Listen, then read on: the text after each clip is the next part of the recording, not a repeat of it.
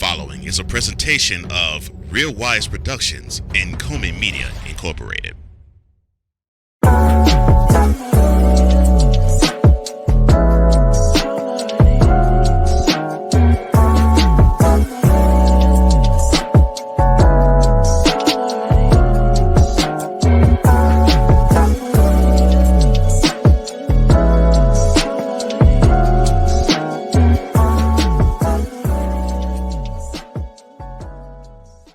Michael Irvin calls out a rapper. That and more next on Mentality.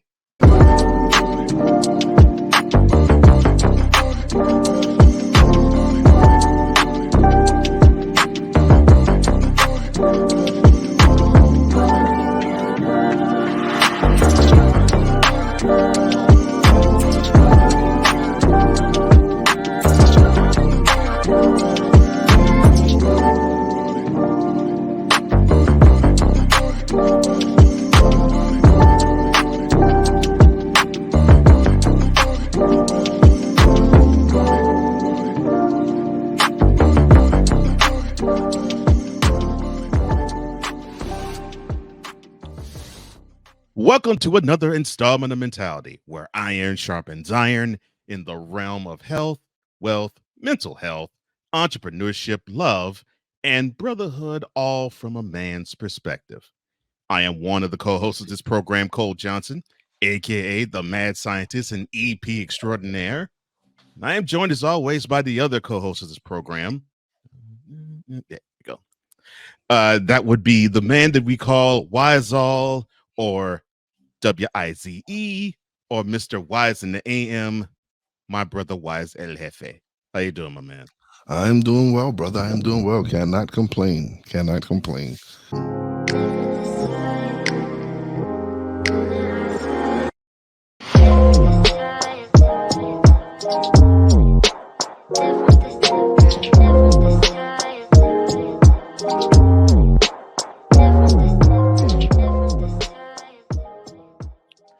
A former Connecticut postmaster could face up to 20 years in prison after pleading guilty to defrauding the U.S. Postal Service of almost $1 million, $875,000 to be exact, through bribery and embezzlement schemes. Now, the postmaster for a postal office in Danbury pleaded guilty on October 13th, to multiple schemes involving the United States Postal Service credit cards to pay a vendor at or at least about $760,000 with more than necessary for maintenance and repair work, according to a release from the U.S. Attorney's Office. He additionally embezzled over $80,000 with credit cards to rent vehicles for personal use and approved fraudulent travel expense and reimbursement claims exceeding $8,000 for a coworker. My question to you is this: how should the U.S. government punish this man? Oh man.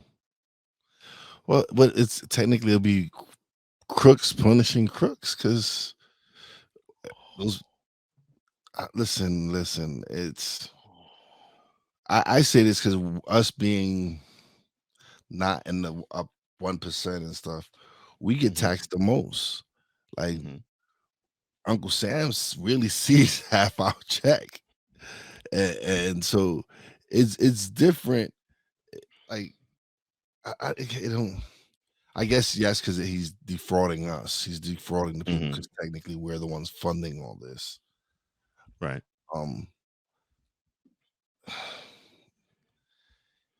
He should serve his time. I don't understand people sometimes, man. I just don't understand people. Like you have a job with pension benefits, so when you retire and you go, and I don't know what made you think they wasn't gonna realize that you had reimbursed 875, whatever the number was. Oh my God. Okay, so we're starting early with this one. We're starting early with it. This is he's not one of the top morons of the year. I'm gonna put him in, and I'm gonna put him in the running because, and then goes approve a $8,000 Reimburse to a coworker. To a Yeah. coworker, yes. Mhm. I don't know, man. I don't know what to say. I don't know. I really don't know. Like this is, you have a government job, right? Right. Albeit it probably not doesn't pay the greatest, but you have a government job. That means you Mhm. have some sort of retirement plan and all this other stuff, which a lot of us regular folks don't get. Like Right. I'm lucky enough that my company matches whatever they matches, which isn't a lot, but they match something. There's companies Right. out there that don't do anything at all, Mhm. and so I look at it as you're a moron. You should get the book thrown at you. Whatever the stiffest penalty you can get, you should get it. Like that's it. It. The senator from Utah, Mitt Romney. Yes, former GOP nominee for the 2012 presidential race. He said in a new interview that former President Donald Trump represents, quote, a failure of character, close quote, that risks harming the nation. He goes on to say the following as well. Quote, I don't think I've heard a single member of my caucus, the Republicans in the Senate, say, you know, Donald Trump is great. Aren't we lucky to have him as our leader? Close quote. He went on with to say that Donald Trump represents a failure character, which he believes is changing the psyche of the nation and the heart of our nation. I think I've heard that similarly said somewhere before. I can't remember. Yeah, yeah. Guy who seems to want to trip over stuff. I digress. He says it's something which will take a long time, if ever, for the country to repair said damage. Now, my question to you, sir, is Donald Trump the pariah of the Republican Party or the pulse of it? Let these politicians tell you he's the pariah. You let the people tell you, they'll tell you he's the pulse. Like, when are y'all gonna get? When are y'all gonna get the point? Like, you talk about your constituents or whatever. Last I checked, this man led the polls. He's been slapping all your candidates without even showing up for shows. What are you talking about? Like, y'all knew what y'all was getting in bed with and y'all brought him on. Y'all knew what Donald Trump was. Why y'all acting brand new? Why y'all acting like y'all didn't know what this like? This is the man who said grab them by the. This is the man said that he could shoot somebody in the middle of the street and get away with it. What is the surprise that? And y'all want to question the moral fabric of this man? We know what we see. We know his skeletons. We know he likes porn stars and beautiful women. That's his that is his downfall. Is beautiful women. We know this. Okay, we know what we getting. We know that's what y'all fail to realize. We know what we're getting when we see Donald Trump. We know exactly what we're getting. While all y'all fake politicians, every single one, and I'm not a Trump fan, but the more I see it and we start doing these shows and I'm analyzing them more, he's true to himself. And this is something that I preach. So how can I hate on a man who is true to himself and making all y'all look like fools? Isn't he retiring? Well, he's close to retirement age. No, we already know there's a bunch of them that need to be retired already. We know this already. We talk about this every time we talk politics. We bring this up. We know there should be an age limit to how long some of these serve.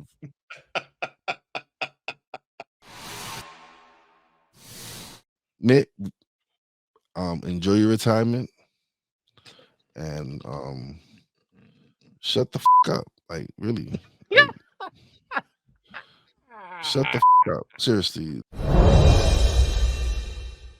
Got me eating grapes because I don't, it's just, talking about these dudes is just,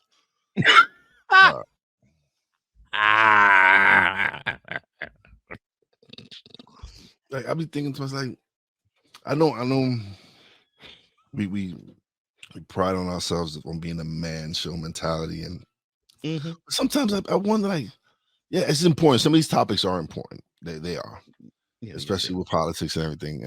And I enjoy these. I actually enjoy this. I like to show, like, you bring out a whole different side of me when we get to talk various topics. I enjoy that. So I sit back and I'll be like, man, like,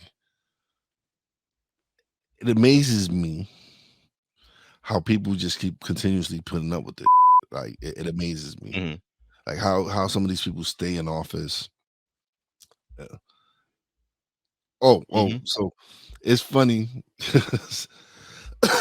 Ryan McCarthy, who brought to our attention the dumb congressman from New York. My man's being pressed. They in charges pressed on him. Representative Bowman, for those who don't know, he's a congressman from the state of New York. He's a moron of the year candidate. Yes, let's just put it out there. He's a moron of the year candidate. Told you we starting off early. We are starting off early. So he's a moron of the year. Like, the only other person that annoys me more now than him is someone hopefully we will discuss. But yes, yeah, he's a moron of the year.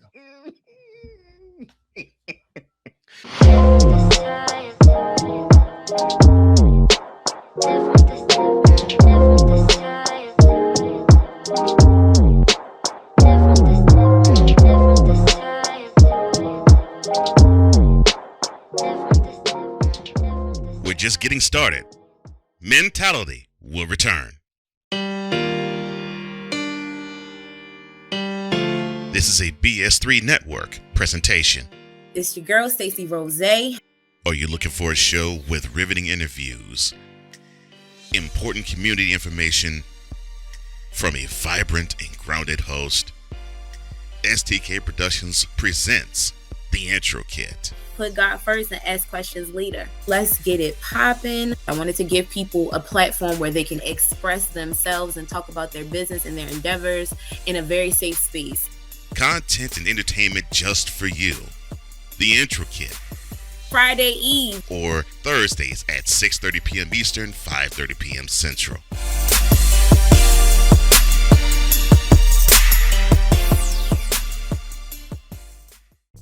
What do you get when you watch or listen to the Life Happens podcast? Well, I'll let them tell you.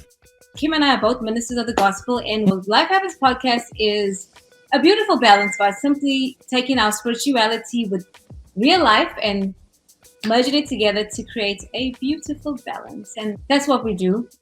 BS3 Network proudly presents Life Happens podcast, where Christianity and life intersect. Live every Wednesday at 7 p.m. Central.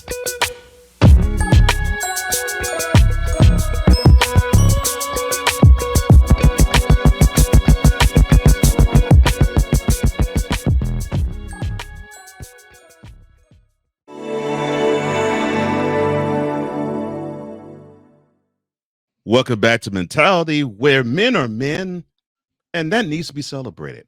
With Wize and Cole, I am Cole Johnson, and I got to thank you for the rundown. I needed that laugh, and man, I feel much better. Oh my gosh, that was beautiful.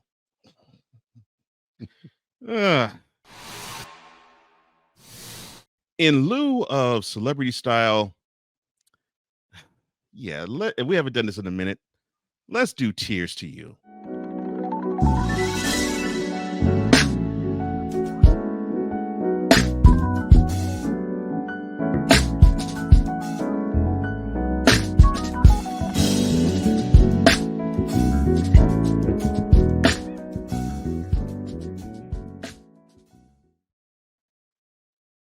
Now he is known for roles in A Different World. Let me see. Those other things. Magnum PI. Even appeared on Beverly Hills 90210 and The Fresh Prince of Bel Air, even The Love Boat. But he is mostly known for the character of John Shaft. Yes, the titular character in the 1971 blockbuster that basically turned Hollywood on its ear and gave us the black superhero. Richard Roundtree, the actor who played Shaft, unfortunately passed away last week at the age of 81, succumbing to pancreatic cancer. Now, he has represented, I would say, how uh, black excellence, if I were to put that in quotes, would look like in the form of a man, in terms of he had a model way of about himself. He was extremely distinguished and suave, and he was also a man's man too. And it was great to see him do his thing. And we're going to commemorate him now. So I will begin by asking this: when you hear the name Richard Roundtree, what comes to mind? Oh man, I'm always gonna think of Shaft, man. I'm always Mhm. gonna think of Shaft. He's that was like you said, a lot of people from the hood, that was their superhero, Mm-hmm. and that was like the first time we really ever saw a man of color doing the things that he was doing, being portrayed as the hero, Mm-hmm. being portrayed as that dude that kicked butt. In 1993, around the ages that we are both now, he was diagnosed with breast cancer, and he stressed breast cancer. And he at first didn't want to talk about it, but he said he felt as though he needed to, I guess, free himself, and he did. He mentioned it, and he went on to have a double mastectomy and went through hardcore chemotherapy. How much bravery do you think it took for a man like that to announce that he had breast cancer? At that time, Yeah, in 1993. Yeah. it takes a lot of guts, man, because you know how many jokes people are gonna have about you. It Yeah. wasn't like it is now where people are a little more sensitive to your thing, but Hmm. man, he would have been the butt of all the comedian jokes, man. Hmm. It's it's, but you know what? I think out of respect to Shaf, they Hmm. didn't do it. Like it's out of respect of who he played and his and what he represented to the black community. I don't. Now that I think about it, I don't think the comedians would have done him like that. I don't think they would have. Yeah. But it was a different time, so I could understand why he would be hesitant. Hmm.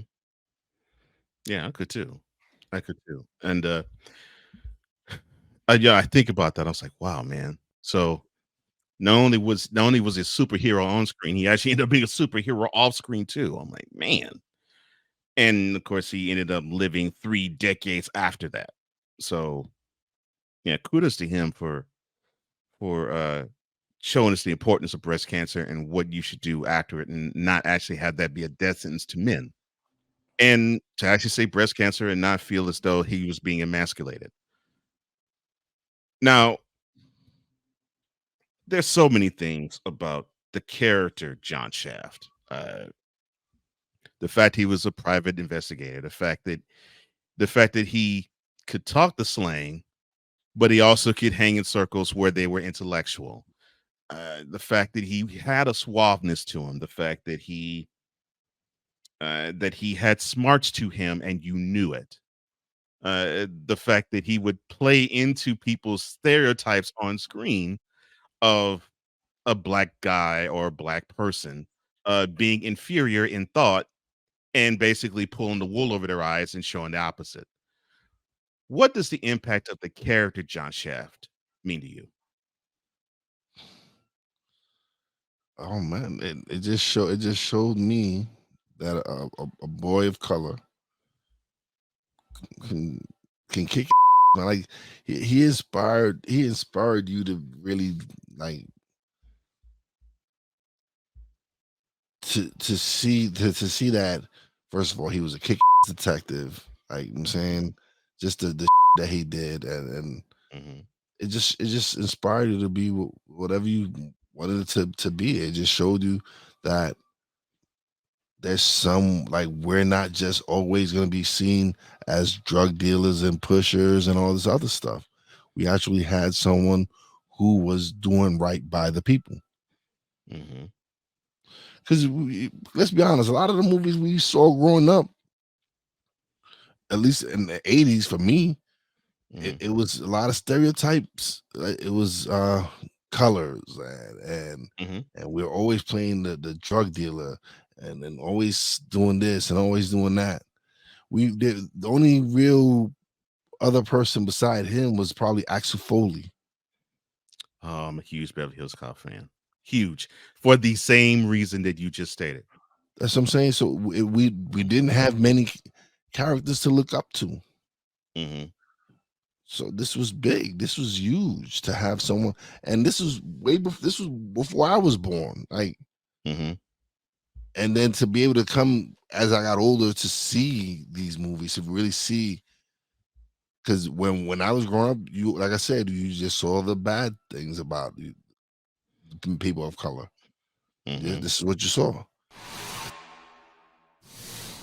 When we were in high school and when we graduated from high school, yeah, we actually saw a lot of those types of characters where it's like, gosh, this is too close to the hood. This is too close to what I know. Yeah, movies like Colors and Menace to Society, uh, and to a lesser degree, but it was kind of cool because it was great to actually witness a lesson in the movie. Boys in the Hood. Uh, we were seeing those types of movies, and we were getting away from the John Shafts, or heck, even the priest character in Superfly, which, yeah, he wasn't the he wasn't running right of the law, but his character arc took him to run right of the law and to run right with the law and get out that life. Which that's a whole different story of another time to tell.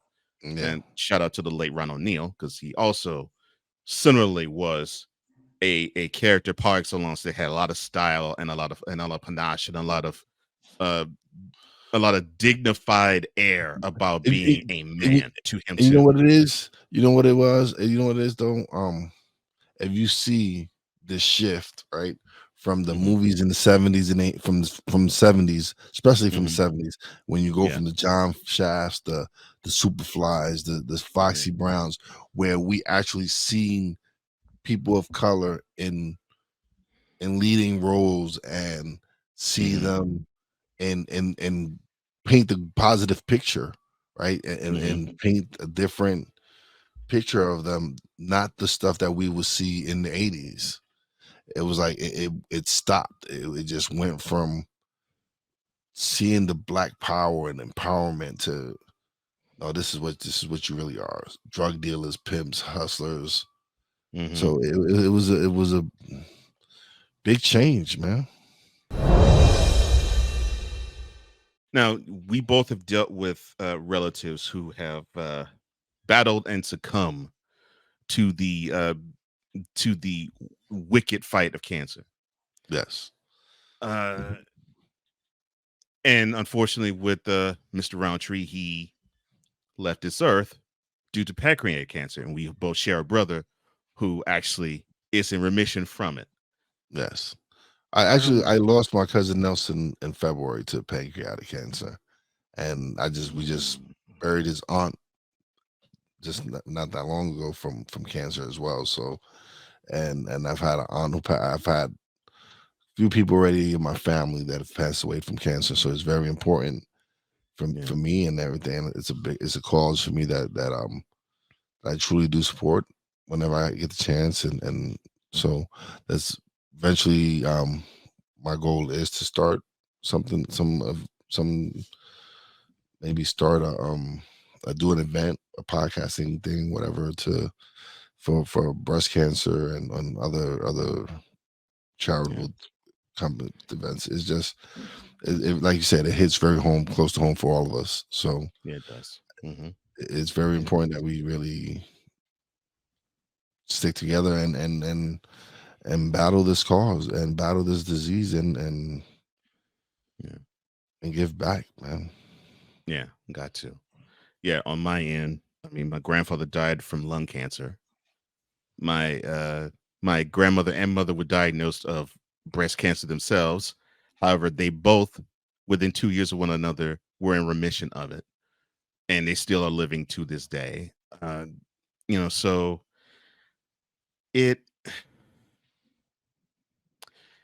man, when you hear that word, it just hits different. Oh no, it does. It does.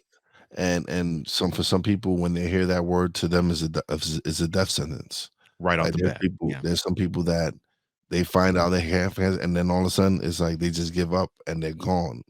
And then there's people like Brian who refuse to give up and fight and battle, and are here today because they didn't give up.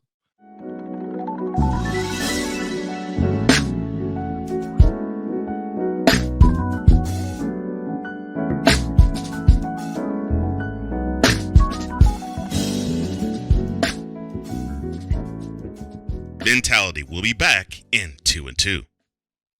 Oh, yes.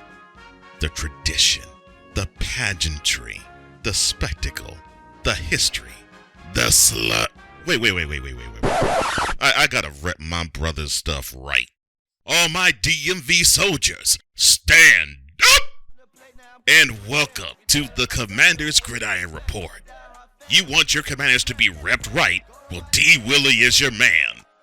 Commander's Gridiron Report, every Monday at 3:05 p.m. Eastern, 2:05 p.m. Central, exclusively on the Sertoba Media YouTube channel.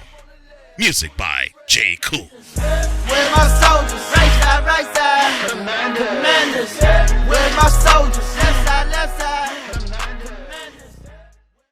This is a BS3 Network presentation.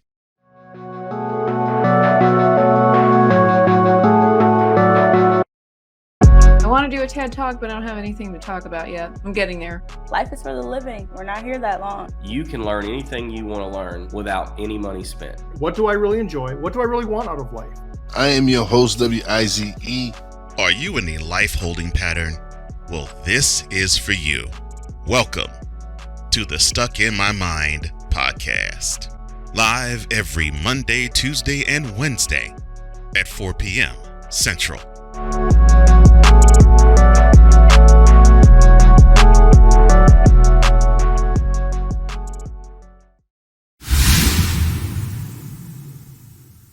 Welcome back to Mentality, where it is the ultimate masculine safe space with Wize and Cole. I am Cole Johnson, and we touched on a newer show, Born, resident in Richard Roundtree. We saw Wize almost do a Holy Ghost dance because Representative Bowman represents that area and not Brooklyn. And now we get to talk about another New York area celebrity. Welcome to Power Moves.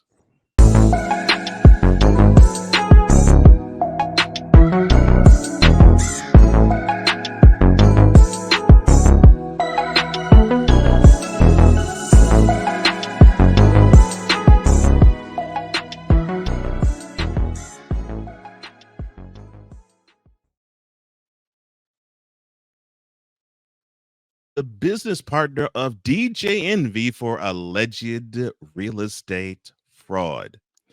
Cesar Pina, featured on Envy's The Breakfast Club, was arrested for wire fraud recently. Now, he allegedly defrauded dozens of victims through a Ponzi-like scheme.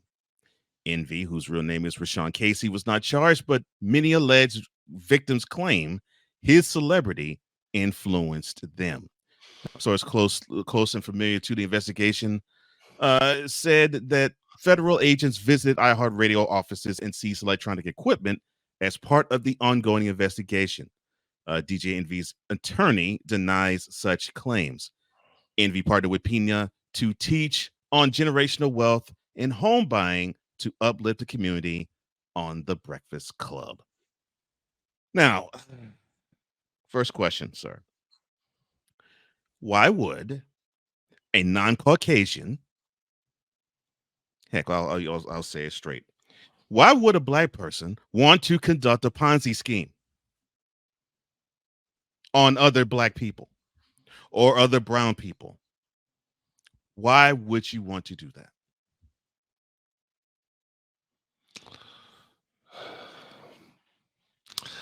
Because you're money hungry, no good pile of elephant.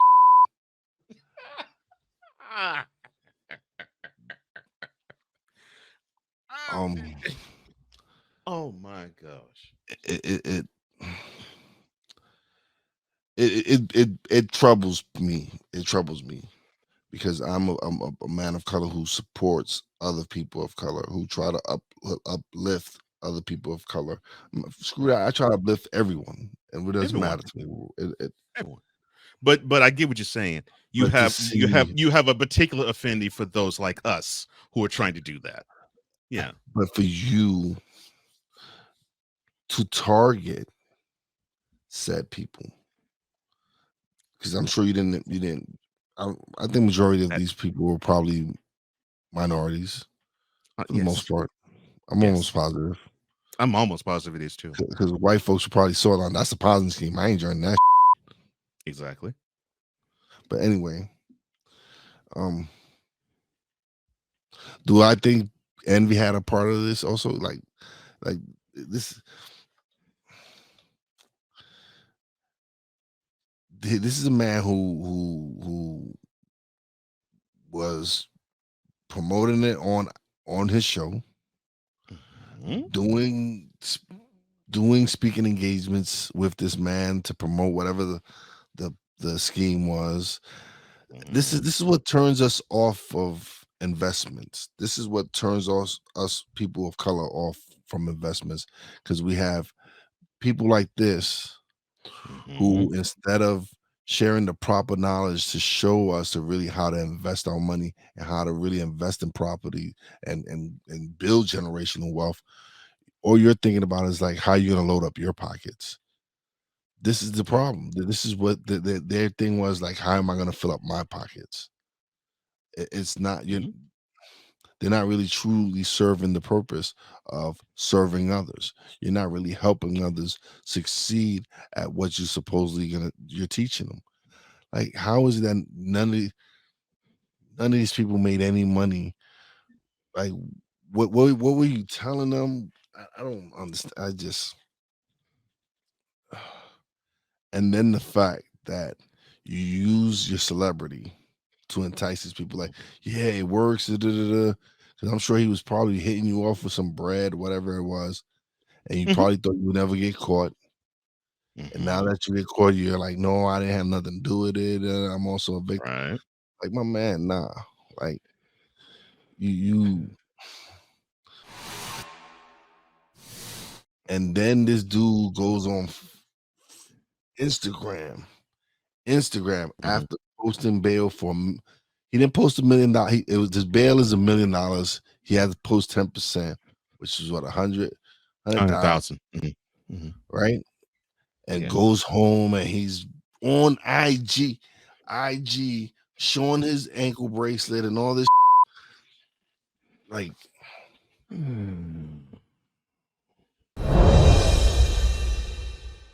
have you ever partnered with someone that turned out to be shady like this guy? And if so, explain how that went. What? Oh man, I've never dealt in business like. Well, it was different. Like when, again, and you don't have to mention names. No, it's not even that. It's different. It was different because it was a different game, man. It was. I'm saying we was in the streets. We wasn't in the business. It was a completely different game. And of course, when you're in the streets, you got people who are, it's no honor among thieves, man. Since the government is in on it, and I'm talking about in on the investigation, how should the people I mean, I want to say opposite, but yeah, you're right. You never know. You never know, and you might be right. How should the people who were scammed be reimbursed? Get their money back, right? Get their money back. I don't know. I know I would want my money back. What, unless you're gonna give me time with Cesar in the cell alone for a little bit? I don't know. Like, you gonna give me 10 minutes with him, and no questions asked after I leave, and he's a bloody pope? Yeah, no. I don't. Unless you're gonna give me my money. Only other thing is being able to kick his for at least a good hour, maybe a little bit more. And I think everybody deserves probably that. Like, just everybody who he owe money, just come and beat his.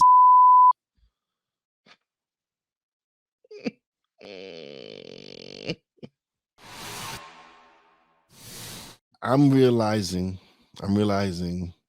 as I get older, there are a lot of people that I want to punch in the face. And I try to be positive. I try to be a good person. I'm trying. I am really trying. Well, it's a good thing because I don't go punching people in the face. That's what I was about to say. I'm glad you don't. But I understand the feeling. Just the thought about these people, it makes you want to punch them in the face. I don't act on those impulses because I am a good person. But like, some people just really need it. Like, they really just need to get punched in the face, man. And then envy definitely needs to get punched in the face, because this Negro here is acting like he wasn't profiting, like he wasn't getting money from Cesar. Cesar was giving my man bread. So how come you the only cat getting money? What does that mean?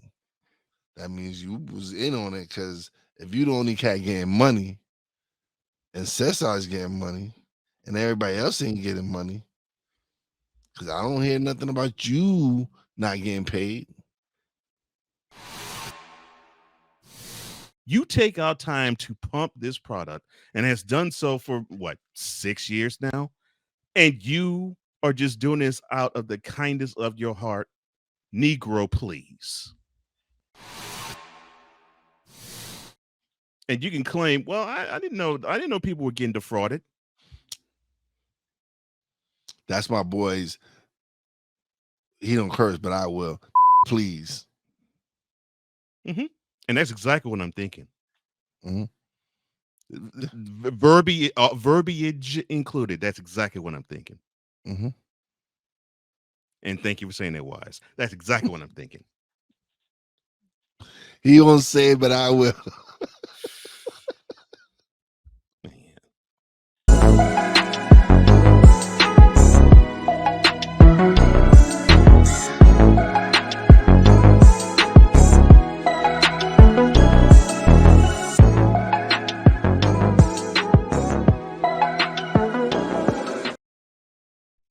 Later, we will have Thoughts from the Throne. This is Mentality. Everything Boston. I love you morons. New Kids on the Block, New Edition, dear whatever the law firm is. Sincerely, the U.S. Supreme Court. Ben Affleck, Matt Damon. Go yourself again, Jason Whitlock.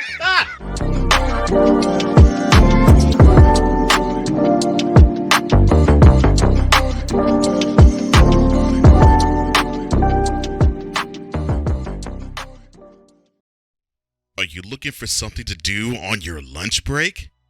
Well, there's a show on the BS3 network that has only 4 words to say to you. We ready. We ready. We ready for y'all. We ready. We ready. We ready for y'all.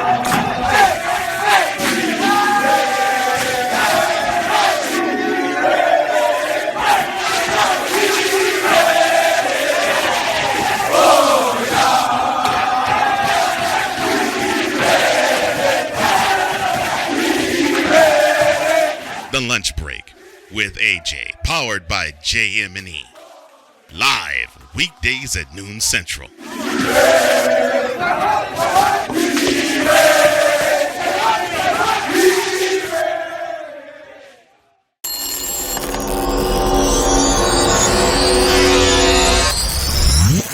Welcome back to Mentality, the show that is created for all men. With Wize and Cole, I am Cole Johnson. And now it's time to have, I don't know, a 50 Cent Rick Ross type of scenario happen again. What do I mean? Well, here is something to ponder.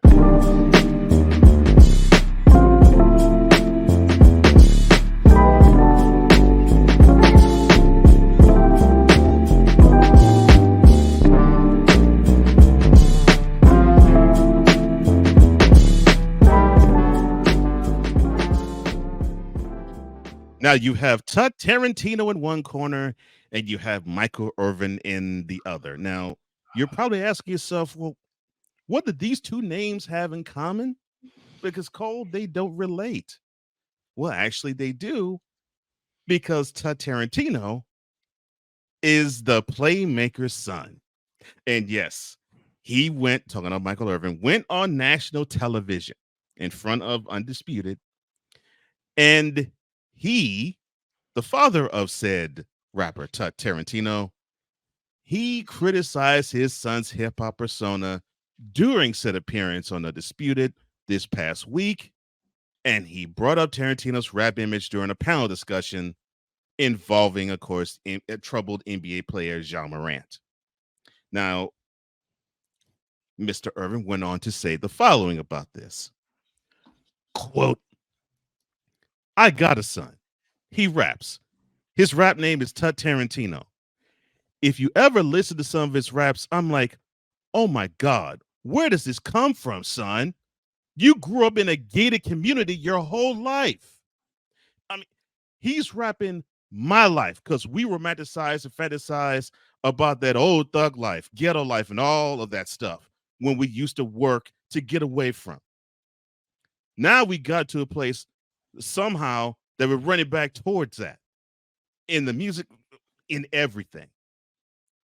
Close quote.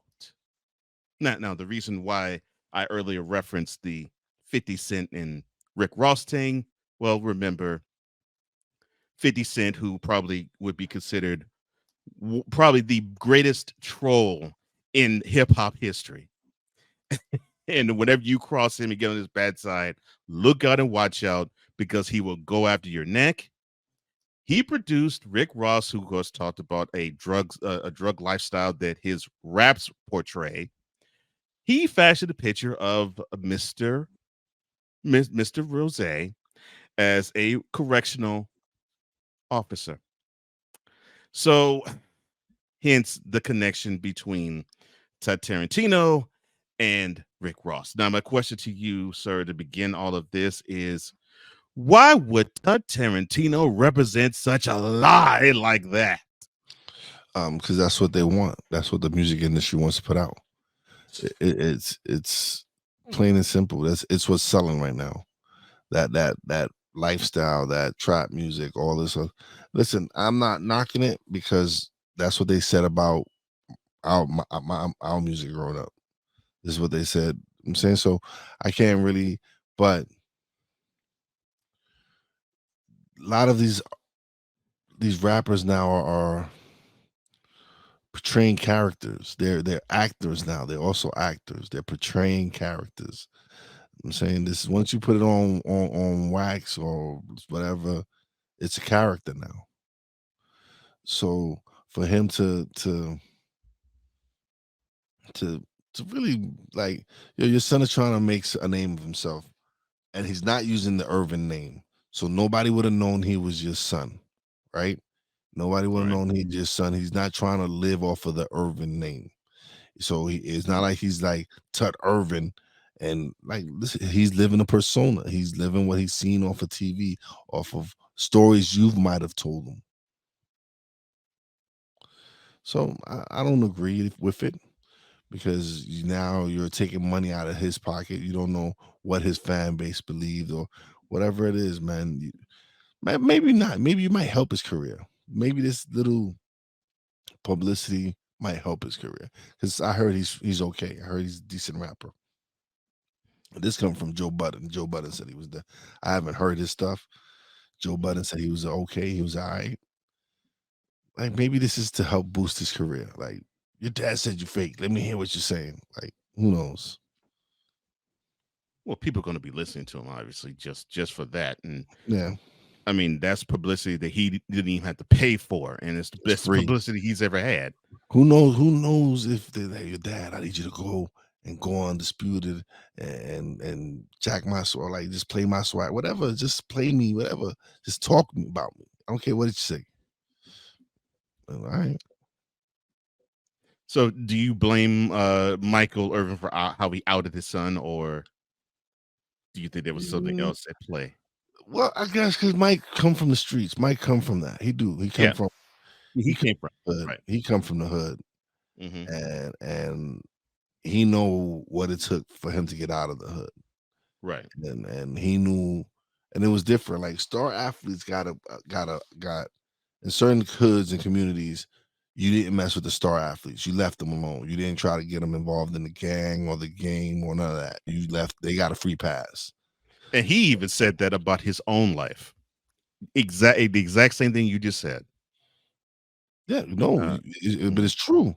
It's true. When the hustlers and all that knew that you played ball or played a sport, whatever it is, and you too were special, good, bro. You don't need to be around. They would say, nah, you need to get out, go home. Yeah, what you doing hanging out? You too good for this. Yeah, it's different. It's like, again, this goes back to the time when community meant something. All this goes back to a lot to when community, because this is something me and Poppy always talk about. Is that community isn't the same. We like no. So I understand why Michael Irvin did it, because he lived it. He knew cats in the street. He comes from that environment. And I guess he wants his son to be his authentic self, like truly be you. But maybe he's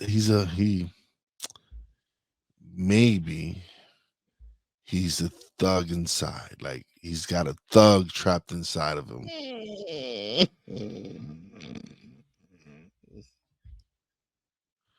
Maybe he's trans thug.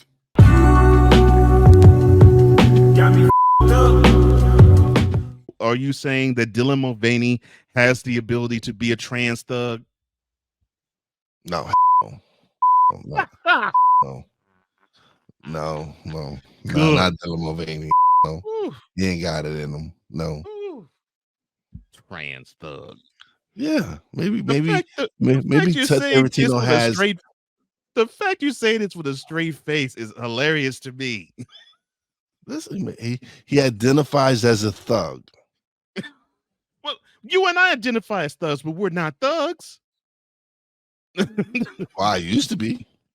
Well, I know you used to be, but I'm saying you identify with it now, and you're not. No, I don't identify with it now. I'm grown. Well, I mean, identify. I mean, you understood what it took to be one, and you and you saw it. That's what I mean. Yes, and then I've grown, right, and moved past that. That's why I don't punch people in the face.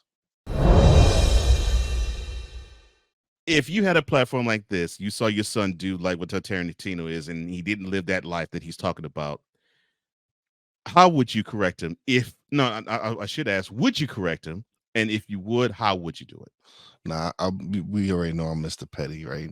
So I would probably play some home videos or some like I would post some pictures of him in Halloween costumes, and I would do some real petty shit. Like I would really do some petty shit to him. Like, Negro, you ain't never cook anything up. Like you barely knew how to cook macaroni and cheese, man. I would have shown him trying to cook, burn and like I want all this.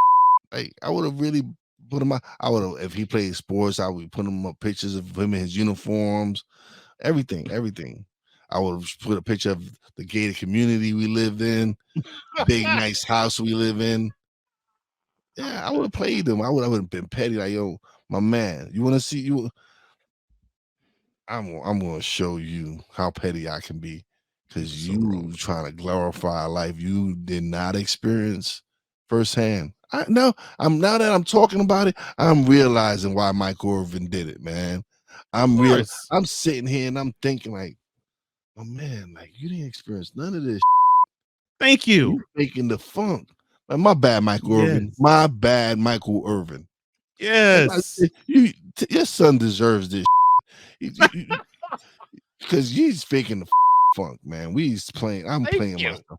I am playing myself. I was trying to be good wise here and be rational, man, and that bullshit. He need to get played. Like I was trying not to be my petty self, but I would have been petty.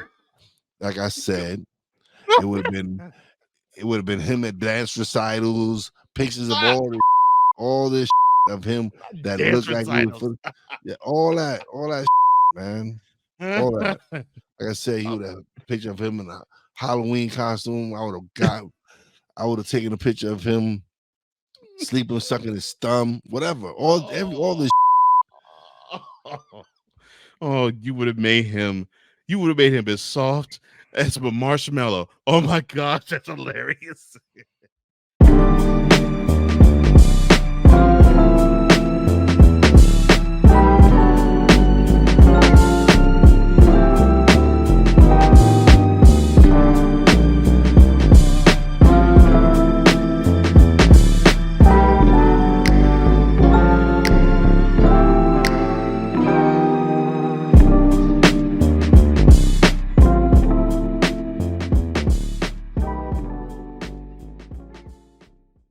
And now, thoughts from the throne.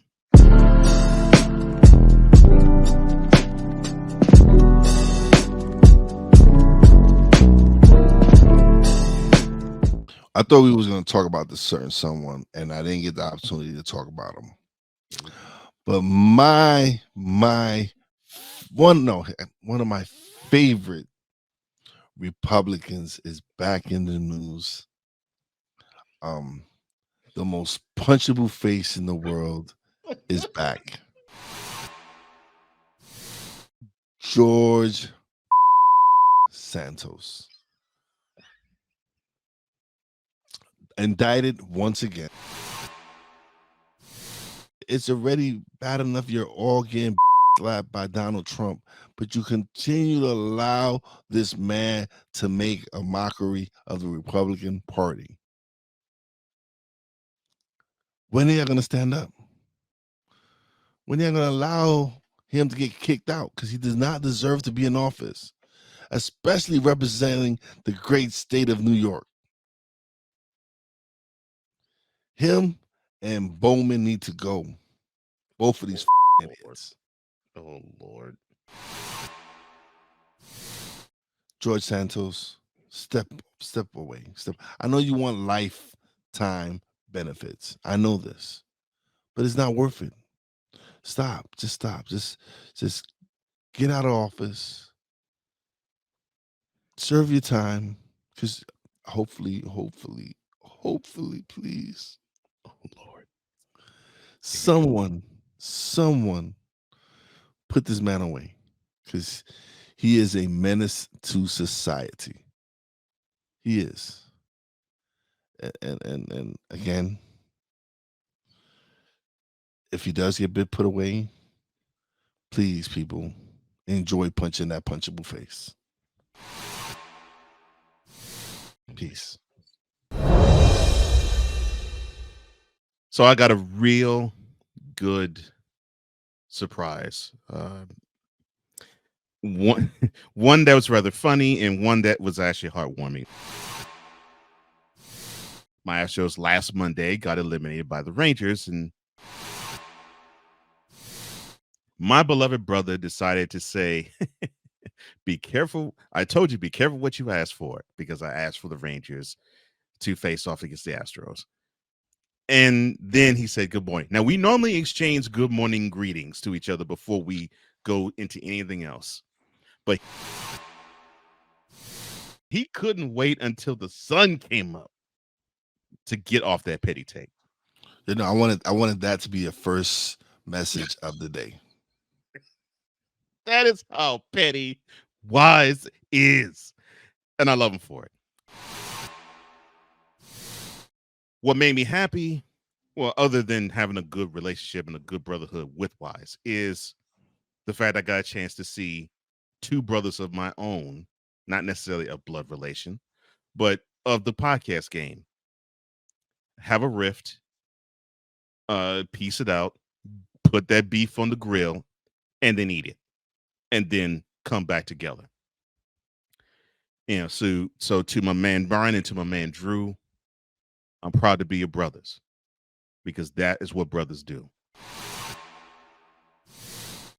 Protect it, build on it, and love each other through everything, because no pettiness can outlast love. Remember, hate can't be conquered with hate. Only love can do that. And those are thoughts from the throne.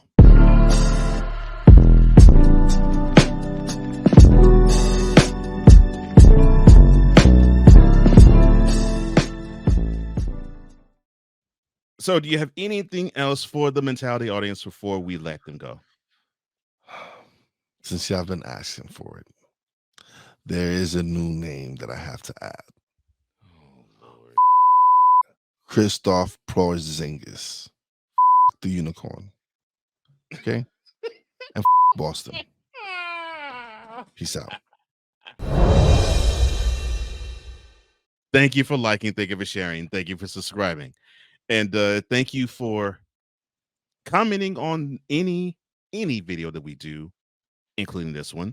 And thank you for hitting that notification bell so you can catch any and all content that emanates from the Real Wize TV YouTube channel or the Comey Media Incorporated YouTube channel. We love you. We appreciate you. Thank you so much for your support, all of you. For Wize LFA, I am Cole Johnson, here to say in parting, as we always do, our secret technique is that we always speak with mentality. And take your shake to the Cheesesteak Factory. See you next week. Next 100.